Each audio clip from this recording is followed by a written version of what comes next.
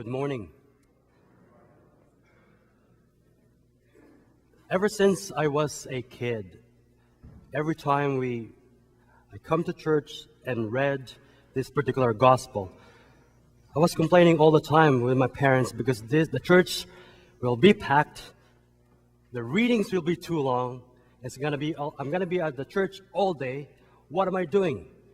But there's always a moment in this particular gospel that always struck me, even today, since I've been an eight years a priest. When Jesus breathed his last, when Jesus died, when all of us knelt down, it always disturbs me.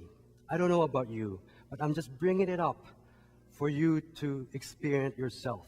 And looking back, what happened or what did you feel when there was quiet? Suffering, like Jesus on the cross, is always painful. People, or most of us, usually push it away. Let's go back to the tomb and close it. And the same thing with our emotions. We push it down.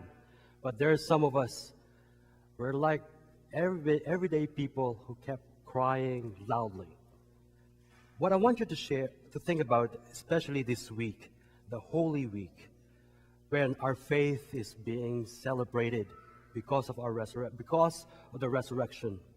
If you noticed, at the very first part of the story, after Jesus prayed, all of his friends, close friends, disappeared. After Jesus' death, most of his friends, even though they are fear, they all came back, but it was too late. It was too late for them to accompany Jesus. Now, for us today, we ask God many blessings and graces every single day. I'm going to challenge you this Lent, this Holy Week. Can we accompany Christ with his suffering and accompany Christ through his resurrection?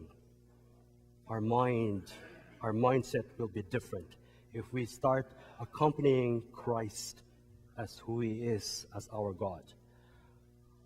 My point is, whatever you are going through in life,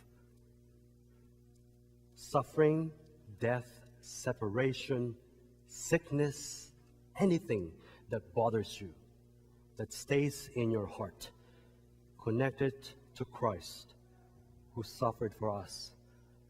At the end of a few days, we will be resurrected.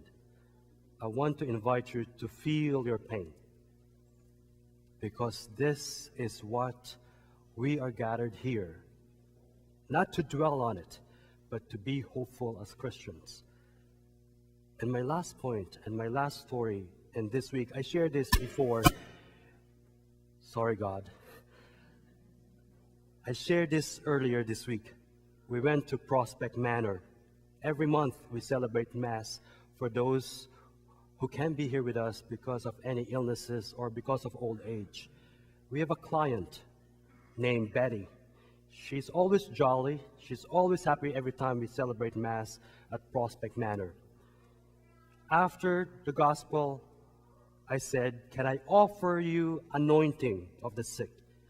And they all said, "Yes, yes, yes." We anointed everyone, and when I turned to Betty, and I overheard her saying, Father,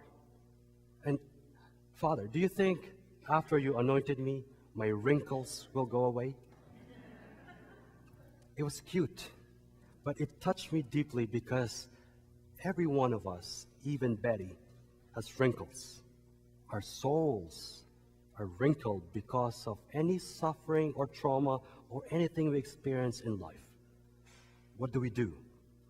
We bring this wrinkled soul to our God, who experienced suffering himself. Let's be joyful because Christ is with us. Let it be manifest to everything we say, whatever we do. And also, if you know someone, a family member, or a friend, bring them here to church this week to celebrate with us. For those people who need healing, bring them here so we can celebrate our faith. For those of you who are visiting us, I hope you feel welcome and come back, see us all the time. Because we are all friends of Christ. Whether it's close or distant, we still remain friends. May we have a good week.